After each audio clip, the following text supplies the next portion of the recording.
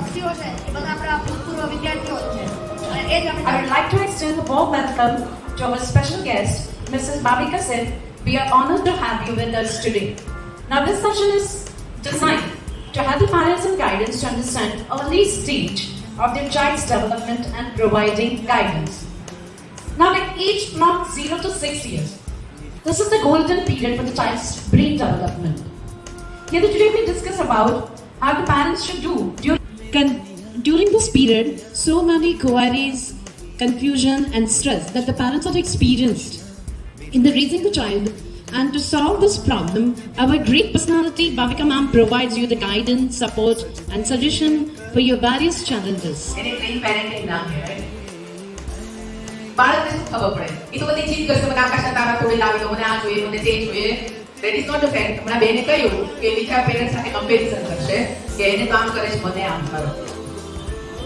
Train parenting ઈ નથી. બાળક એક પોતાનું સ્વતંત્ર અસ્તિત્વ લઈને આવે છે, રાઈટ? તો હવે એનામાં જે પણ કંઈ કુદરતી ક્ષમતા લઈને આવ્યો છે એ ક્ષમતાથી એની પરિચય કરાવો.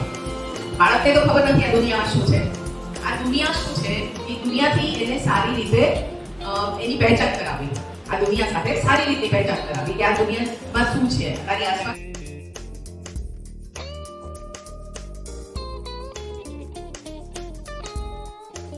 થી જ આપણે બહારની વસ્તુ પકડીએ જ નહીં, કંઈ બી ખાઈએ, જોઈએ, સૂંઘીએ, ત્વચાથી ટચ કરીને ફીલ કરીએ, આ દરેક વસ્તુ આપણે મગજમાં થાય.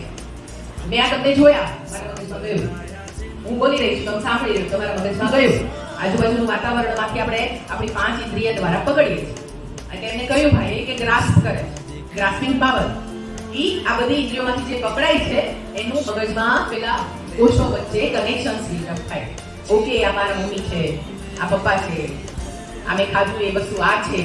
એક નવી સમજણ, રોજની સેંકડો સમજણ.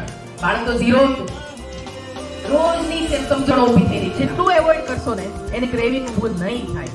અને જો ક્રેવિંગ ઊભું નહીં થયું તો એને ભાવે એવું બને, પણ એને પહેલું મન તો આપણું જ ભોજન ખાવાનું થશે. તો 6 જ વર્ષ ધ્યાન રાખવાનું છે, પછી જોઈ લો તમે, પછી મૂકી દો છું, એને ક્યારેય મન નહીં થાય. એવું ક્રેવિંગ નહીં કે મારે આ જ ખાવું, આ તો નહીં જ ખાવું. તો આપણે 6 વર્ષ તો સાચવી નહીં શકીએ ને. આ એક બહુ જ એક દીકરાને પેટમાં દુખવા આવ્યું.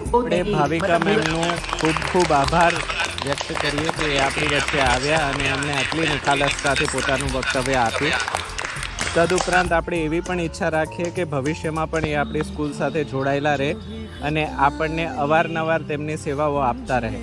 બાળકોને ભણાવવું ખરેખર ખૂબ અઘરું છે અને એના માટે આપણે આપણા પ્રી પ્રાઇમરીના ટીચરોને પણ ખૂબ ખૂબ અભિનંદન આપીએ. તો હવે આપણે ભાવિકા મેમને આભાર વ્યક્ત કરીને એમની પાસેથી વચન લઈશું કે ફરી વખત આપણી સ્કૂલમાં નેહા મેમના બોલાવવા ઉપર જરૂરથી આપણી પાસે આવે. તો ખૂબ ખૂબ થેન્ક યુ ભાવિકા મેમ.